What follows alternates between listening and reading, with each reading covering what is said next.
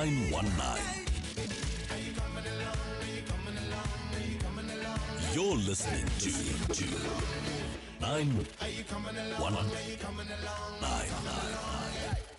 We all love a good story. Stories of love and life. Stories that entertain and inspire. And the best stories are the ones that happen to be true. Every Friday night, Jack Devnarain is live in conversation with an iconic South African personality who shares the true stories that shape their remarkable lives. Join us for reality radio as real as it gets. From 6 p.m. to 7 p.m. every Friday night, only on 919.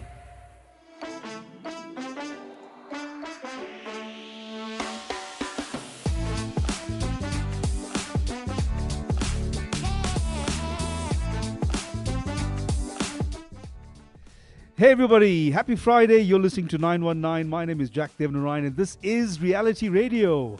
It's as real as it gets. Every Friday night when we have guests live in studio to talk about the incredible stories that shaped their remarkable lives. Tonight, what a treat.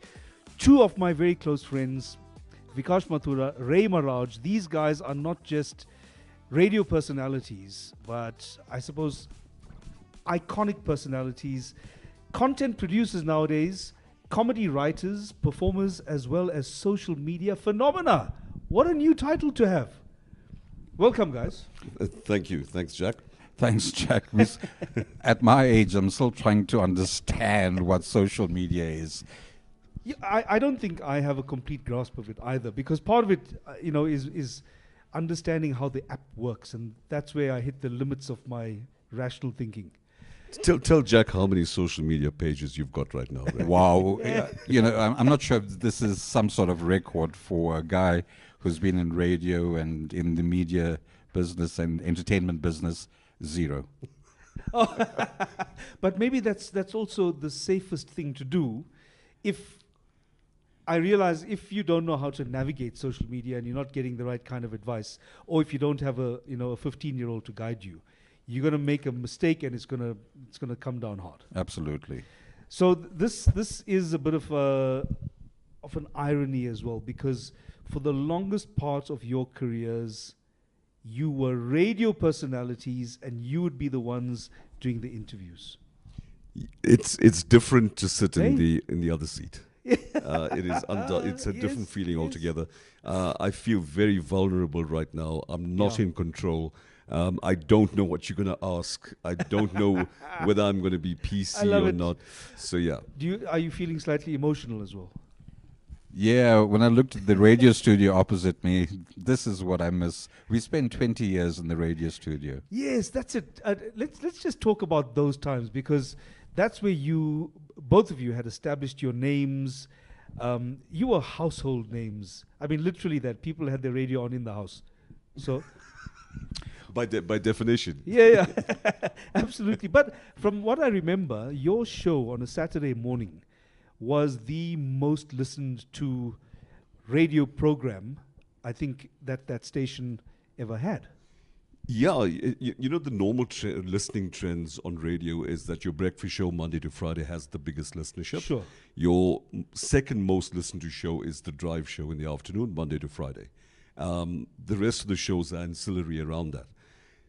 On the station that we were on, I think we became the first radio station in the world at that time, where the highest listenership on the radio station was recorded on a Saturday morning. And cumulatively, the listening audience was bigger than Monday to Friday's breakfast show and drive show put together. That's incredible. It was an incredible feat. And subsequently, the Sunday show became the second highest rated show. Okay, we were doing Sunday morning as well. Oh, so you did Saturday morning and Sunday morning, initially, and you owned the top 2 slots of the highest listenership. Yeah, it completely reconfigured what traditional radio statisticians thought was acceptable radio listening patterns.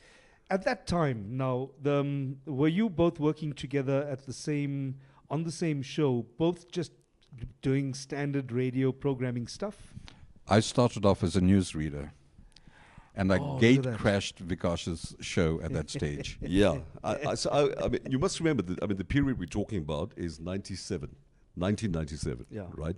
So at that stage, I was already hosting solo the breakfast show on Saturday morning. And the show was already #1 on the radio station. And we had a station manager who's a colleague of all of ours, a mutual colleague, Khalid Sharif, Yes. who had started radio with me 5 years earlier in 1992. He and I came out of the same batch. And then he became the station manager. And he had this brainwave because Ray had joined the news reading team before that. So the sum total of our interactions before he gatecrashed the show was that I would see Ray for 5 minutes at 7 o'clock in the morning, and then at 8 o'clock in the morning, and then at 9 o'clock in the morning when he came in to read the news. But in those days, we had a thing called the Natal Lotto, which these days is a national thing, but then it was only the Natal Lotto. And Ray would come in, and he decided, I don't know who his producer was. Yeah, I was being a bit devious there. Because newsreaders, there were rules that governed how newsreaders needed to work. Really? You came in, you're not allowed to engage with the host of the show. You came in, there's no banter on air, your news sting played, you read the news, you said, our next bulletin is at 9 o'clock, and you left the studio. After the funeral messages, of course. But not, yes, and there were funeral messages, then there were funeral messages broadcast. Tell me, were people at that stage also dying alphabetically? They were. It's an amazing thing. It's incredible. But Ray, you've always wanted to do news, though. What is it you love? Okay, it's not just news, right? I know that you are constantly up to date with what's going on in the news around the world, but also trivia. I love trivia. But I started scripting at a very early age. At the age of 19, I started teaching in Newcastle at St. Oswald's. I was an Afrikaans teacher then. You are Afrikaans teacher. Afrikaans teacher. And the very first script I wrote for the annual Drama Society, and which we staged in Newcastle, was a musical, but it was a bit of a tragedy. And the amazing thing about this tragedy is the title of the play that I wrote for that evening. Which was? It's something that still haunts me so many years later. No. Cindy. Oh! No. I'm so sorry you brought that up. That's an inside joke. It's an inside joke. But the very first play that I wrote in my very first year of teaching was titled Cindy. Yeah, and it was a musical tragedy. But then I subsequently did a lot of domestic script writing. Yeah. It's a new concept to you. Domestic script writing. Yeah. It's when I took the storyline, the basic storyline of Knight Rider, and every night to my kids, I used to change the plot and the action. So the bedtime stories were all scripts that I devised. And in fact, my trivia developed the interest in trivia developed at that stage because I used to have a quiz with my son and daughter, and whoever reached 21 correct answers would be the winner. However, we used to go out until late at night until we reached 35 or 36 until Karishma was the winner, you see. His daughter. And yes, of course. And have your kids remained, do they also have that appreciation for trivia even now? Yes. They still go to quiz nights regularly. Your teaching career, do you miss that? No. Think about it for 2 seconds. No. No, okay. No, I have no regrets about leaving education. After leaving education, I went into business and then into retirement after radio. Okay, but I mean, we're going to cover radio shortly. I'm trying to picture the scene, right? If Ray was 19 when he got his first job as a teacher in St. Oswald's in Newcastle, farm town, plus minus 1977 when this happened, right? Ray teaching Afrikaans in that political era, in a farm community, and then writing stage shows as an Afrikaans teacher. It's like it's a complete you're right. mishmash. It doesn't fit very well, but then again, neither do the three of us on your shot right now. But that's what reality radio is all about. I tell you what, we're going to take a break. We are coming back. We've got Ray Maraj as Uncle Peru, Vikash Mathura as Uncle Bala. We are going to visit the characters a little bit later on, but still more of their lives to come. They say nothing ever lasts. But what about the Fast and Furious franchise? Or showing Anaconda 2 for Friday Action Night?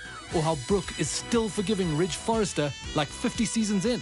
And then there's Burger King's Whopper Meal deal, which is still going strong. So get your hands on 2 flame-grilled Whoppers topped with the freshest ingredients, plus 2 portions of crispy golden fries and 2 bottomless drinks for only 130 Rand. Only at Burger King, where good things do last. We all love a good story. Stories of love and life. Stories that entertain and inspire. And the best stories are the ones that happen to be true.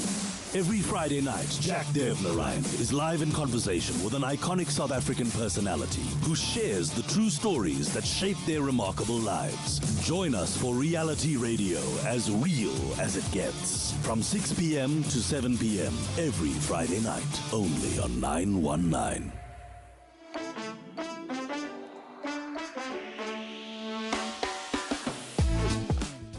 And we're back, Reality Radio on a Friday night with me, Jack Devnarain, on 919. Vikash, do you remember a time? Now, it was because Ray had mentioned it earlier. I remember when I was in high school, it was a thing to actually put on school plays.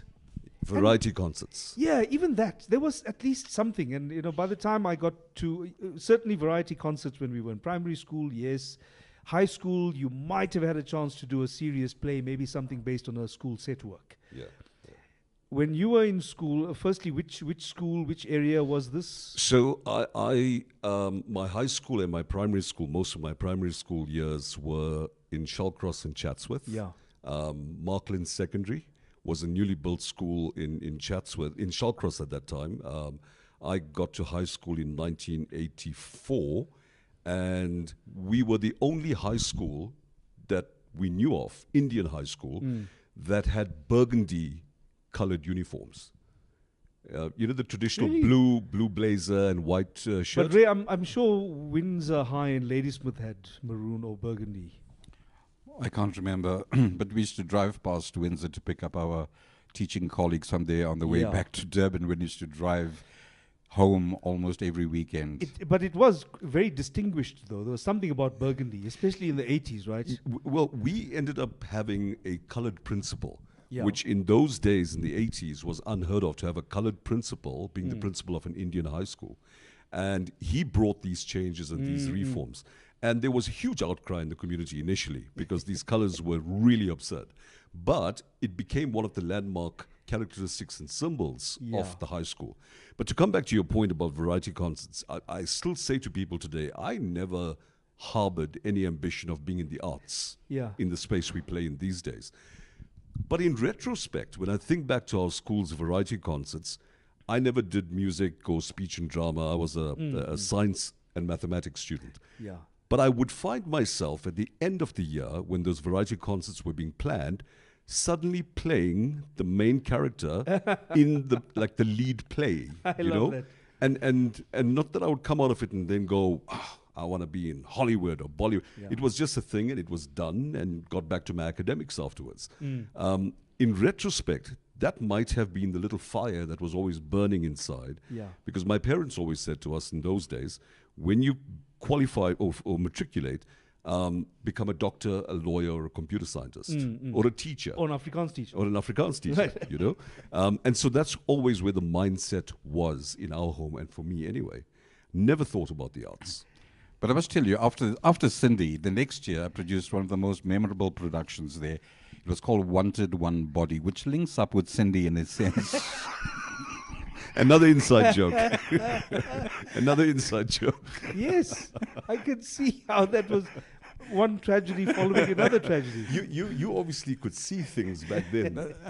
You know, my interest in radio started at a very early age. When I was about 8 or 9, I used to buy pocket radios and listen to radio on a daily basis, every single night. Yeah. The first commercial radio station in South Africa was Springbok Radio in the 1950s. And remarkably, none of the productions were local. All of them were imported from Australia at the time.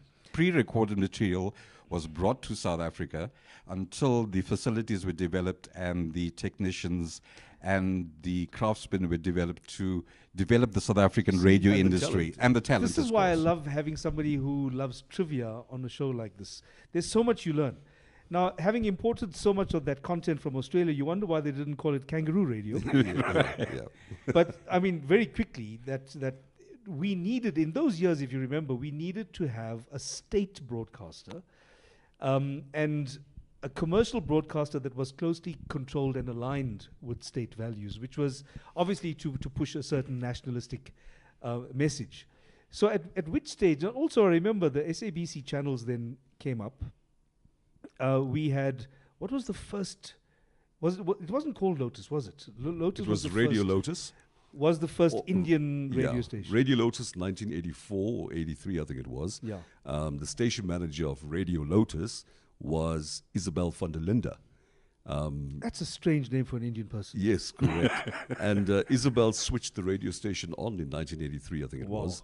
And by the time we got there, or the time I got there first in 1992, the station had gone through one evolution of a brand name change. And it was Radio Lotus FM.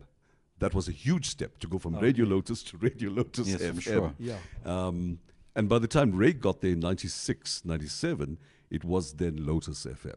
But it was, because it was the only radio station that catered for the South African Indian community in terms of culture and film and music and language, it was the biggest thing by far. Yeah. The beauty of any radio station is how deep your audience penetration is, right? So Lotus FM, if you think we always had 1 million to 1.2 million Indians in South Africa, Lotus FM at its height, at its peak, had a 70 to 75% penetration into every South African Indian household. Sure. So if you were a presenter on the radio station in its early days, you were a superstar. Yeah, that's what I was going to ask. Also, because, I mean, firstly, in those years, if there was a community leader and there was, especially somebody in the neighborhood who was the doctor, who was the teacher, they would generally be considered to be a community leader, generally. So you had the distinction of being teacher, right? Yeah. But then there was the extra distinction now of being a newsreader on radio. That wasn't so much a big deal, I think. Really? It was more our comedy career that took us to the different level altogether. I think, let's talk about the comedy career, because you, even at the time that you were writing some of these plays, did you ever fancy yourself a performer, or were you always focused on writing? I was always focused on writing. Coincidentally, Yeah. although we know each other for 27 odd years now, worked together, I asked him that exact question literally 2 minutes before this interview started. Oh, wow. We're learning all the time, right? I love that. But I think I was inspired by the golden era of radio. This okay. was the Springbok radio days, when you could listen to the theatre of the mind, Lux Yeah. Radio Theatre, the Pip Friedman Show, and growing up as a kid, Jet Jungle and what have course, you, yes. Mark Saxon and Sergey and Taxi. In fact, Taxi is about the only radio show that translated onto the big screen later. Oh. Into a film. Into a film.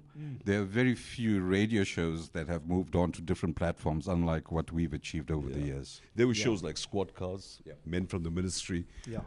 I remember while I was still in school, I would, maybe it was a Sunday evening, I can't remember, but I would sit in my room at home, lights out, have the radio on at 10 or 11 o'clock, very soft, because my parents were instructive that the radios and everything go off at 8, 9 o'clock, get into bed, tomorrow's school. Yeah.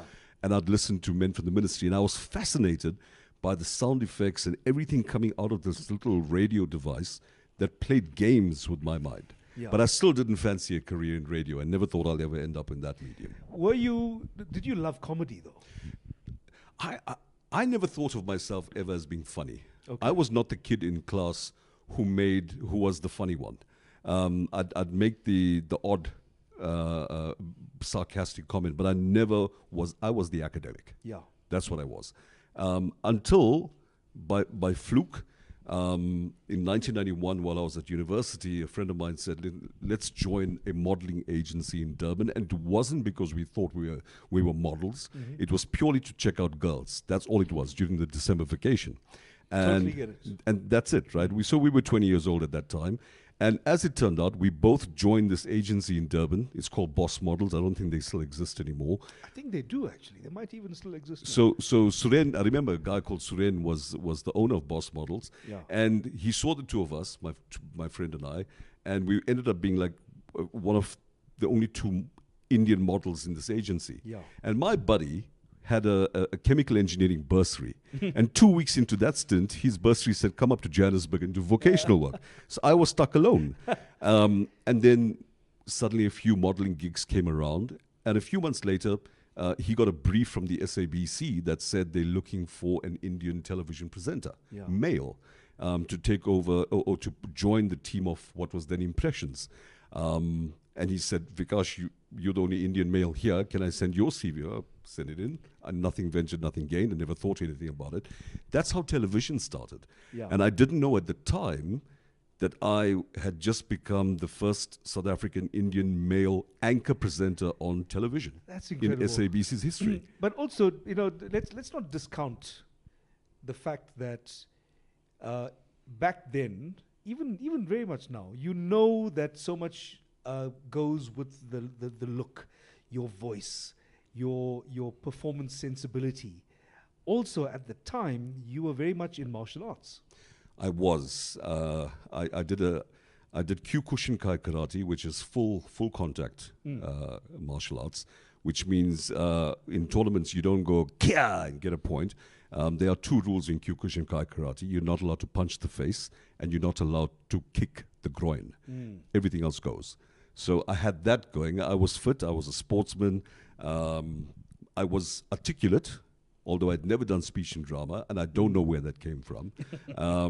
But I was able to wing my way on an ad hoc basis through the television interviews I needed to conduct, and because I started as a field presenter, etc. But even at that point, radio was the furthest thing away from my mind. That was 1991. And then along came 1992. And I got a call and they said, listen, there's going to be a vacancy in those days, Radio Lotus. We think you've got a nice voice. We've seen you on television. Would you mind coming in and doing an audition? I honestly thought it was fate accomplished. I got this job. Yeah. I didn't know they had also advertised that role in the newspaper. Why would they do such a thing? So the day I got to SABC in Durban, there were 5,000 applicants there. And I did my audition, went home, and I thought, that was so what a waste of time. Ray, what was your inspiration for your writing? What did you like to read? What was entertaining for you? Well, growing up, my dad used to buy me stuff all the time to read. Not the classics, but it used to be the photo action books, the Kid comics, Kid Called, She, Chunky Charlie, okay, stuff like that, Samson, Mark Saxon, and then the comics. But that developed my love for reading, and I read very widely, and I read every single day, which is why I know as much trivia as I do. For example, the little bit of stuff that you find at the bottom of a turkey is called a wattle. Everyone needed to know that. Yeah. Everyone needed to know that right now. As men get older, we also develop our own wattles. Our wattle, yeah. Yeah, absolutely. Ray, thank you for that. That was very you're welcome. That was empowering. Well, one of my favorite ones from Ray was when he mentioned to me, why does the chef's hat, which he'll tell us the name of that. Yeah, he will. Why does it have 100 pleats? That's because you have 100 different ways of preparing eggs. Really? You see? the producer nearly fell off his chair. Come on, and this is a true story. Yeah, That's this a is true true. story. This is Wow. real. Yeah. Wow. You can go and check it out. You want to check it out? I dare you. Yeah. The chef's toque, they call it, will have 100 pleats because each pleat represents your expert knowledge of preparing egg according to a different recipe. Yeah. Matabs, is that our next cut? Yeah, okay, good one. Guys, we're going to come back to reality radio with Ray and Vikash, Uncles Peru and Bala, talking about the lives of their characters and creating comedy genius on radio. 919 has signed a code of conduct that is enforced by the Broadcasting Complaints Commission of South Africa.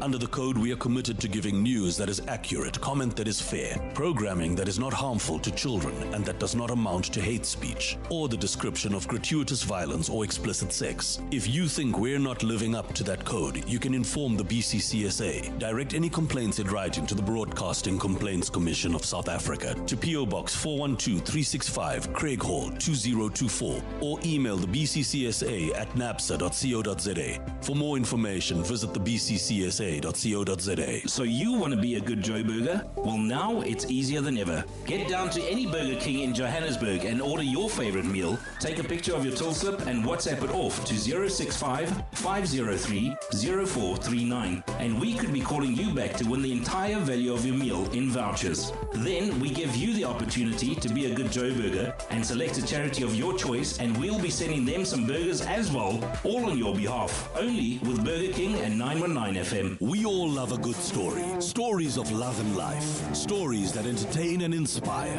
And the best stories are the ones that happen to be true. Every Friday night, Jack Devnarain is live in conversation with an iconic South African personality who shares the true stories that shape their remarkable lives. Join us for reality radio, as real as it gets. From 6 p.m. to 7 p.m. every Friday night, only on 919.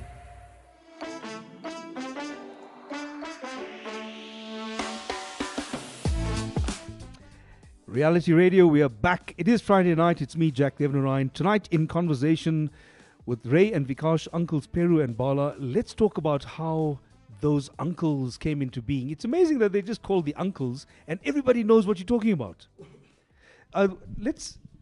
If you already mentioned, Vikash, the kind of listenership that you had. What was it that brought the uncles to life? I know there's a story behind that. So maybe let me start by picking up on a story we spoke about earlier where Khalik Sharif and I had a huge blowout because Khalik wanted Ray to join the show. He thought Ray had a very funny personality from the hard luck Natal lotto stories he used to narrate after each news bulletin. And he thought Ray would complement the show quite nicely. Now, I was arrogant enough to say to him, I've already got the #1 show. Why would we need somebody else to join the show? And working with another presenter is not the same as doing something solo. Yeah. There's a different set of dynamics. But I think the best thing, Khalik obviously had the foresight that I didn't. And the best thing I could have done was paid heed to his advice, which eventually became an instruction. And Ray joined the show. Remember, we're doing the show, we were doing funny stuff. Ray's role evolved from just being a co-presenter to starting to write and script features and produce the show. Yeah. That evolved. Still, there was no characters and voices and mimicry. And I was playing with mimicry and doing character voices and other things, but not necessarily in our show. Okay. By then, we had stopped. In 1997, we had stopped doing Sunday morning breakfast show, and we handed the reins to two very, very good friends of ours, Devi Sankri Governor, who everybody knows currently is the crime-busting lady on television, on the Devi Show, and Krije Governor, who we all love dearly and whose career herself, she's gone along to become a famous director. She's so famous that she was actually on this show, on reality radio. Well, we wanted to ask you why it took 22 episodes to bring us here, but well, they call it room for growth in your career. Yes. So these two lovely ladies, who are near dear friends of ours, we have to say that over and over again, are actually the two who inadvertently, unknowingly created Peru and Bala. Those are the best stories. You know, because what happened was we were one of the secrets of the success that we had on our show, and the reason the listenership started to move in the direction that even superseded the previous listenerships of the show when I was doing it solo, was that we started to become misogynistic on our show. Oh, really? But oh, wow. But we did it in a very clever way. And the way we positioned it was that we both married. Yeah. Right? We both love our wives. But in every home, we know that men know that the wife is the boss. We have limitations and we know how far to push those boundaries. But that's not misogyny, that's truth. That's truth, you know. And however, men, when they get together and have a drink or play a game of cards, that's when the actual true feelings come through. The things that husbands can't say at home, you know. Yeah. So we were riding that wave. Okay. And I think the ladies had quite enough, because one Sunday morning, I had the radio on at home, and Devi Sankri and Krije were doing this Sunday morning show, and they started to do these two characters. They'd never done it before. So they created a vocal change, and they became these characters. Yeah, because we were kind of taking the mickey out of them a lot on our Saturday morning show. They created these two characters called Padma and Sawers, who were two old women whining about their useless husbands. But in the rhetoric, they were actually having a dig at Ray and me. So you were the useless husbands. We in were the effect. useless Yeah, husbands. they were called the tea parties. Now, parties in Tamil means Yes. grannies. Right. Yeah. So I phoned Ray and I said, Ray, because we still got the #1 show, and they're not allowed to do what they're doing. No. You can't So allow that. I said, are you listening to what they're doing on radio right now? They're having a dig at us, but in the guise of these characters.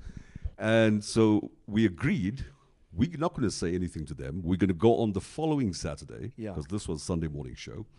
And we are going to create two characters who are the husbands of those two characters that they created. Now, to come up with the names, we were stuck. Yeah. Right? It was going to be a once-off thing.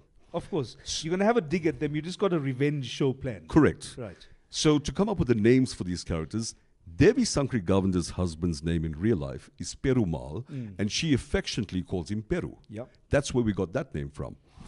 Krije was not married at the time, so it was a problem. So we had another legend on the radio station, the late Mr. B.K. Chinna, and B was for Bala Sundaran. That's where we got Bala from. Right. The idea was we would go on for 3 minutes that next Saturday and sort the two ladies out once and for all, Right. which is what we did. The next week, Yeah. the radio station went berserk. The phone lines went Oh, berserk. fantastic. Everybody wanted to know, who are these two uncles? Yeah. Can they be on every day? Can we hear more of them? Okay, this is the point at which we have to hear the uncles.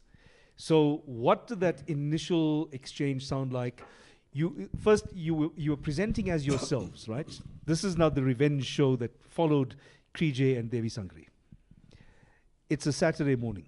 Yeah. You guys are on air. You were Yeah. presenting as yourselves, and at a certain point, you slipped into these characters. What do they sound like? So we probably was, bear in mind this is 1997, it's probably me going, you're listening to the Weekend Liftoff on Lotus FM, and we've got a very special panel of guests here this morning who've just joined us in the studio. Please say good morning to Uncle Peru. Welcome everybody, Uncle Peru, yeah. I'm the husband for Padma. Y'all aired there last week. I'm the husband, Uncle Peru. And the other guest that we have in our studio is Uncle Peru's best friend, and his name is Uncle Bala. Vanakkam everybody, Uncle Bala, yeah. I am the husband of that dragon who calls herself Sowers and who was on air last week talking all nonsensical stuff about me, Peru. Yeah. The only reason we never came on here is that I got a grandchild. We got a grandson, Oh, okay. What's his name? 9 boy. How old is Dine? 9 boy is 10. Oh, that's So to protect him, we decided we won't say anything nasty. We won't come on her, on the radio, her. Yeah. But enough is enough. This was the beginning of what then became a 20-something year journey. We had no idea. Really? It's not like Ray and I sat there and said, let's create these characters and, maybe someday. It was a 3-minute gig. That was the deal. Yeah. With 3-minute gig, it'll never happen again. Well, subsequently, to fast forward in the interest of time, when people talk about attendance records in South Africa for comedy shows, Yeah. right? You automatically think about Trevor Noah and the Dome when he packed out 11,000, 12,000 people in the Dome. That's for a comedy show. Yeah. Right? So that's the official numbers that people talk about. Peru and Bala ended up doing stadium shows because indoor venues became too small. Oh, come on. So the largest crowd, the record that we have to date, is at the Rydalvale Sports Stadium in Phoenix in 2002. 42,000 people. attendance. That is proper stadium 42,000 people, yeah.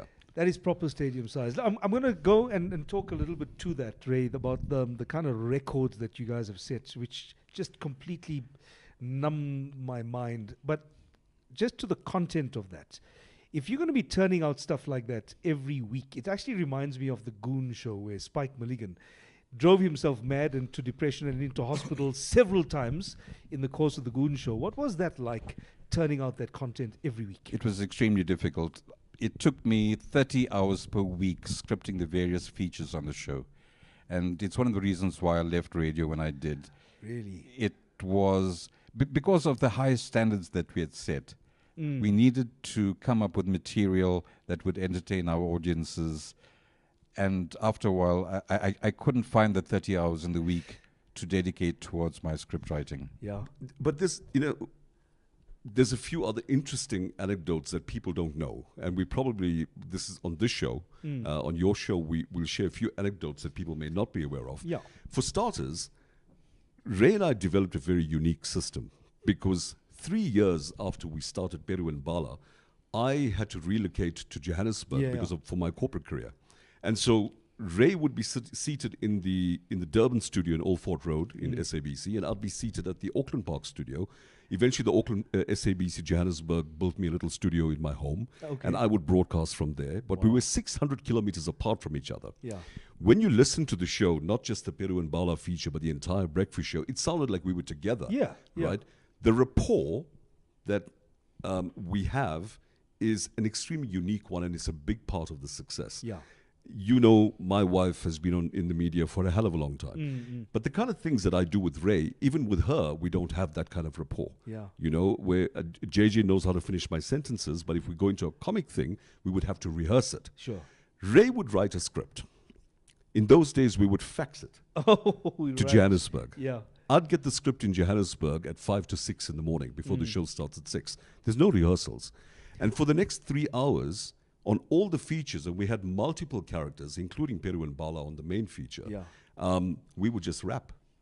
The script was incredible. So you'd make it your own. You'd have your own rhythms and all of that, though. And you'd know each other that well to find those nuances. Correct. Because comedy is about what? The content is important. Yeah. But the timing. The punctuations. Yeah. The feeding off each other, especially if it's a two-hander. That's the kind of thing no university is teaching you. No. And what was remarkable about what we did was, besides the large numbers of people from around the world that were tuning in, we did what no other radio program ever did. We had CDs, DVDs, we had a book that was published, we had a cartoon series that ran for 5 years. 7 years. 7 years, and we had stage shows that We've probably done close to 700 stage shows. That's incredible. In the time that we ran the brand. I remember it was also, your show was a subject of an academic paper as well. 4. Oh. So there's 3 master's degree dissertations and 1 PhD dissertation on the generally the similar themes, but basically the social impact that Peru Bala have had on the community through their brand of humor. Let's reflect on that. What was that impact? How do you measure that? I think we made a difference in the lives of our listeners by bringing a smile to their faces. Yeah. And it's something that a pastor from Wentworth once told me. He says, I tell my congregation every week, listen to the uncles Peru Bala, it'll change your life. Yeah. And I must mention the fact about the popularity of the show.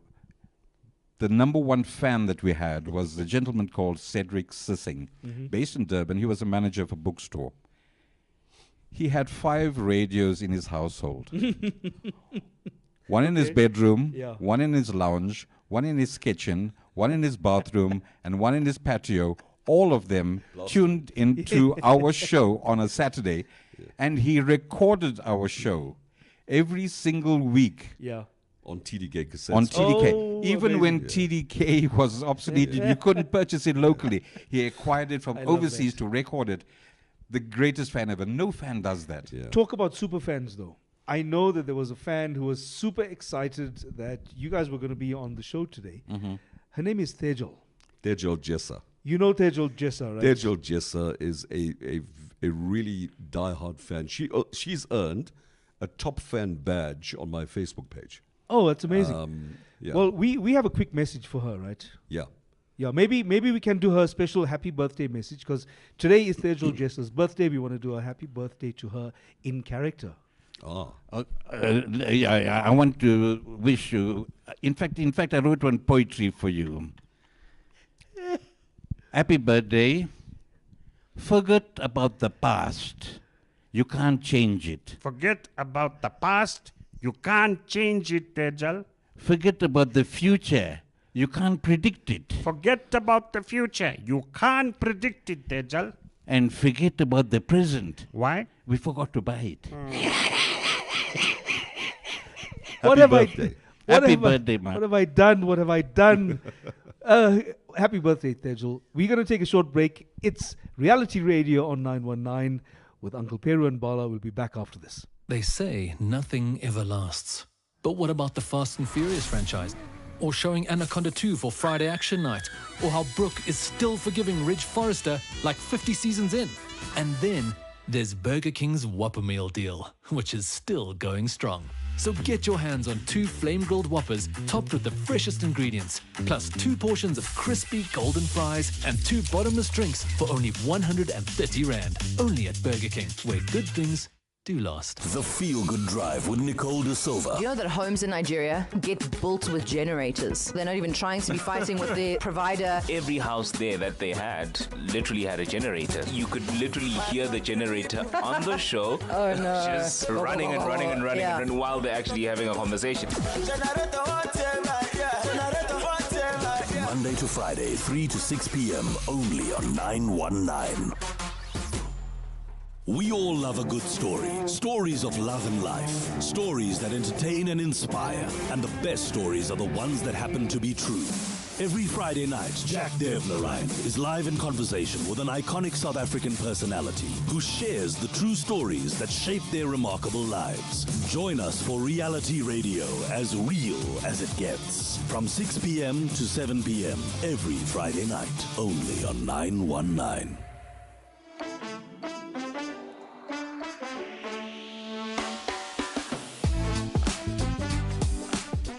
We're back, Reality Radio on a Friday night with me, Jack Devnarain. In studio tonight, Ray and Vikash, Uncles Peru and Bala. After such a successful run, you then decided retirement was the best thing for the uncles. But why? You know, when 2014, by the time we got to 2014, we were doing Peru and Bala was 17. We're running with it for 17 years, consecutive #1 statistics. We had a racehorse that was named after a famous line that Peru and Bala created. Because Peru and Bala are known for certain iconic lines, Yes. you know. Okay, give us one of those lines, some of those lines. Nice like that. Not nice to laugh at other people's problems. Ganda ganda. Oh, well, we know what Ganda Ganda is all about. Thank you. So we had those things going. We had 2 international musical groups who wrote songs about them. We were, and this is probably still true up until today, we were certainly the first to take radio characters, fictitious characters that were created on a radio platform, and then take them to theater and make them visual to the market. yeah. Now that can be sacrificial, that strategy, if you don't get it right. Yeah. This worked. Why it worked up until today, we don't know. And why it enjoyed that level of success, we could never tell. Well, you had the radio show going at the same time, though, right? We had the radio show going at the same time, but lots of people do comedy. Sure. Why did these uncles suddenly become so popular? Yeah. I think it's only because they dared to say things that husbands and wives found funny because they could relate to it. They knew it was true. Right, so there's You a know. familiarity to the kind of things that they talk about because it's in the neighborhood, it's in the Yeah. home. And what I liked about it always, and I think, Ray, this is a huge credit to you, though, it was never offensive. There were never any swear words. There were never profanities. It didn't need it. Yeah. We've always wanted to keep it, the content at a level that the entire family could Yeah. enjoy a show. And we've always maintained that. I think in the 650 or 700 shows, stage shows that we've done, we have the distinction of never ever dropping a profanity. That's incredible. You, And that's we, hard al- to do, we actually. always believed you don't need profanity to get a laugh. Yeah. The laugh should be in the rest of the content. Exactly, You know, and then in the delivery. We always knew where to draw the line. Yeah. Yeah, we'd push the boundaries, make no bones about that. We'd push the boundaries in the content, but at a certain point we know, just leave it there and let it hang. And I think your audiences appreciated that, though, because it seems for so much of comedy now, particularly stuff you can get. I mean, obviously, yeah, you're going to see it in live shows, but there's massive amounts of comedy content online, and it's very easy to go into that kind of thing because for many performers, it helps them keep a certain rhythm. Yeah. Using the F-bombs and all that sort of stuff. But you have your own rhythm, and you use that to your advantage. Here's the funny thing, while we're talking about profanity. So I do multiple character voices, as you know, right? Yeah. Now, if Uncle Bala went on stage, or Uncle Peru went on stage, and even by accident dropped an F-bomb, the audience, I don't think, would laugh and find it funny. In fact, they might be offended. Because as much as they know Uncle Peru is Ray in real life and Uncle Bala is Vikash in real life, they see these characters and become invested in the characters over the period of time, and they have a certain level of expectancy. Yeah. But if Harry Mama were to go on stage and drop an F-bomb, people will find it funny. What does he sound like? Dhania, Karela, Methi, Bhaji, bring your Aja and your Aji. Tomatoes, potatoes and half-ripe berries available only at quarter price from Harry's. I love it. And he's a much loved character as well. And he's brash. He is a chancer. He's a thief. Yeah. Trying to make a living. He's a good, lovable guy, but he's brash. Yeah. He's been calling us for the last couple of days, trying to get onto our He wants social a media slot. platforms.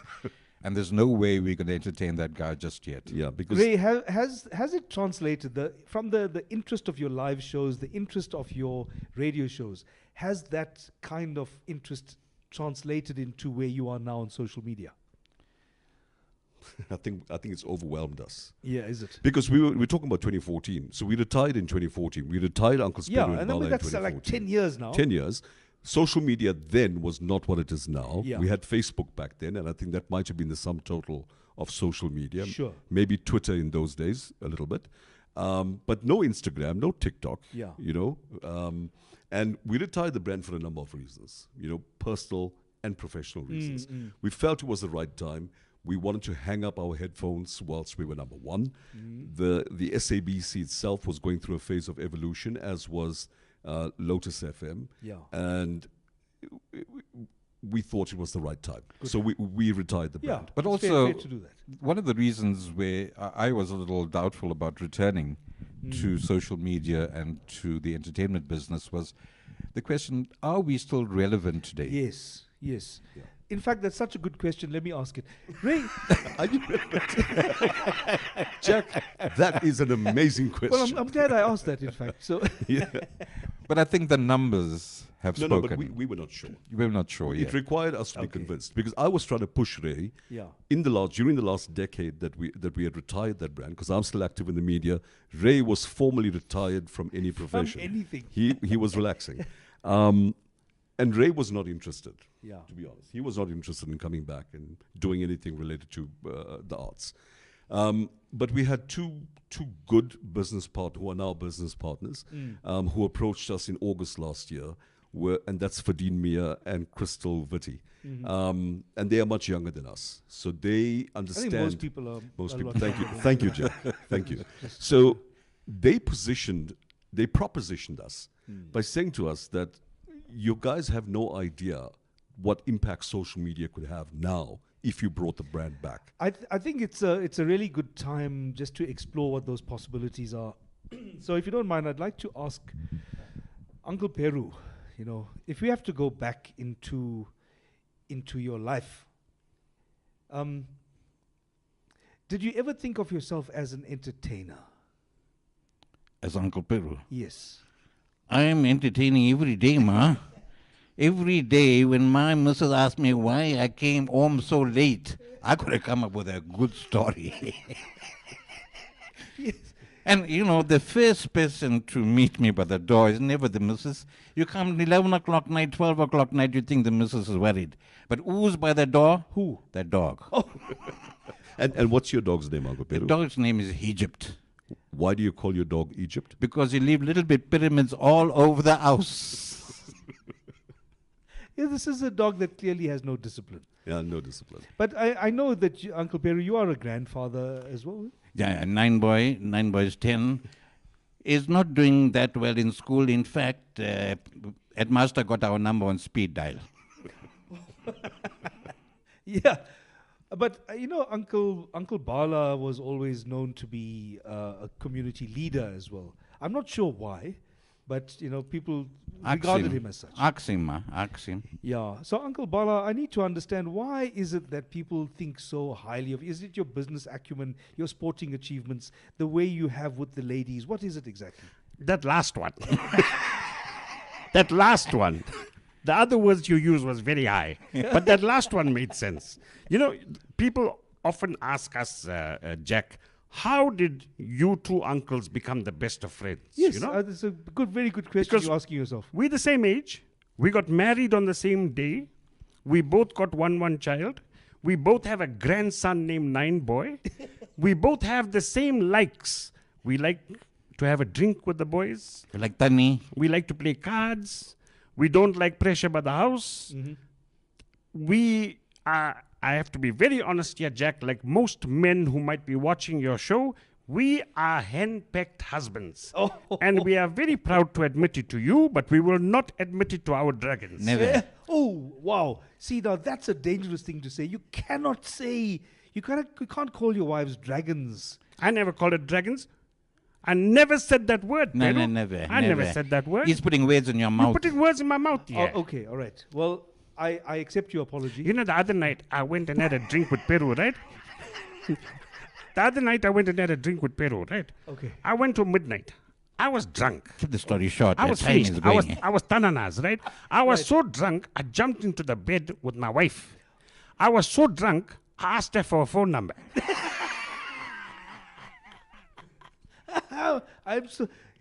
I would have been terrified if she actually gave it to you. She never gave me the number. Your wife didn't give you her phone number, hey? Yeah, listen, I think that, the thing about social media, right? We've come back now because Crystal and Fadine convinced us that there's a whole world out there that we had never explored. We had listeners from 40 countries. Yeah. I mean, one of our biggest fans of Peru Bala was legendary cricketer Lance Klusener. Oh. Okay. He's got the entire Peru Bala collection. Yeah. But they spoke about a brand management system. Don't come back just for live shows. Don't come back just to re-expand and reintroduce your brand on Facebook. Let's talk about all these other mediums. Let's talk about the quality of production value, what we're going to put out there, how we're going to produce these videos. Let's talk about a film. Let's talk about a sequel. Let's talk about a television series. Let's talk about merchandise. Wow. This is global. Okay, now we're talking. And we've got to acknowledge at this stage, Pies Entertainment, who's now joined our team. Yeah. So we've got a very powerful team with some great ideas going forward. Yeah. And we had a fantastic addition today. I don't know, Jack, if we're allowed to mention, but we had a fantastic addition to our team today. Well, you know what? I think give us some chance, give us some time going into the projects that you've Keep got a few surprises in the bag. Because I would love to have you guys back. Yes. And I would love to hear more about the uncles, about the other characters. Right. You have an amazing team, and I know that you guys are growing at an amazing rate. So tell us what the brand management team has been able to do for the uncles that's helping you to make this incredible transition, coming out of retirement and bringing the uncles back into people's lives beyond the live shows, but now into social media. I think what they have created is the most professional social media campaign ever attempted in this country. Wow, that's the big now. And specifically for South African entertainers, I think the quality of what's going out, because of their vision, it has superseded all expectations. It's exceeded all expectations. Yeah. I'm 53. You and I are the same age. Yeah. They've kept me looking young. They insist I take my vitamins every day, so that helps. But for me, the biggest thing that I have to give them credit for is that what I couldn't achieve in 10 years in my career, they achieved in 1 2-hour meeting, and that was to bring Ray out of retirement. Oh, that's a big deal. Yes. Ray, for where you are now, do you see the vision? Did they successfully paint that picture for you? Yes, they did. And I think we almost there. We've got a long journey to go through, but the trajectory and the momentum that's building has been incredible. I'm super impressed with my entire team. You know that a lot of the material that you developed over the years remains popular. Are you still able to use that as a resource so that when you're developing new material, you're able to use that as well? My biggest tragedy 15 years ago, when we were relocating from Durban to Johannesburg, is that I got rid of 3 cartons of original scripts. Oh, come on! But we have tried some of the old content in the first round of social media productions that we shot. Okay. And some of it has gone out already. The surprising response, because you would think, okay, the debates we would have internally in our workshops was, is that going to sell again? Because people are going to go, we heard that one before. Yeah. The difference is they heard it on radio. And now they're seeing a real life scene where the uncles are. It's not just audio anymore, it's now visual. And the impact is different. The timing is different. I think, you are reinventing yourselves, or should I say, you have resurrected the uncles. Congratulations on the new project. It's absolutely amazing to see you back in action, bringing the comedy to life again. I want to say thank you so much, everybody. This is Reality Radio. Uncles, would you like to say goodbye to the audience? Vanakkam, everybody. Have a good night. Firstly, in formality, I want to say thank you to 91.9 FM Reality Radio, and to you, Jack, for having us on the show. Well, thank you, everybody. Please watch us on YouTube, TikTok, Instagram, and Facebook, because that's where we are under the brand name Peru and Bala. Raka. Have a great weekend. See you next week.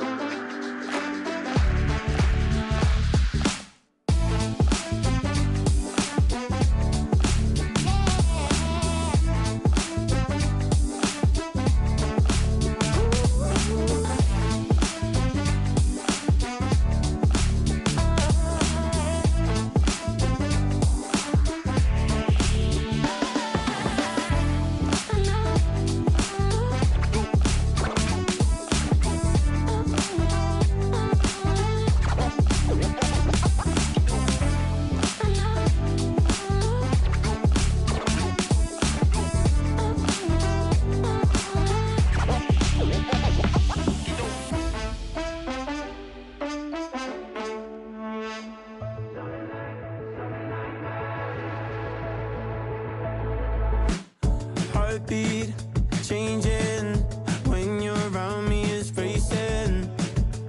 I know it's scary.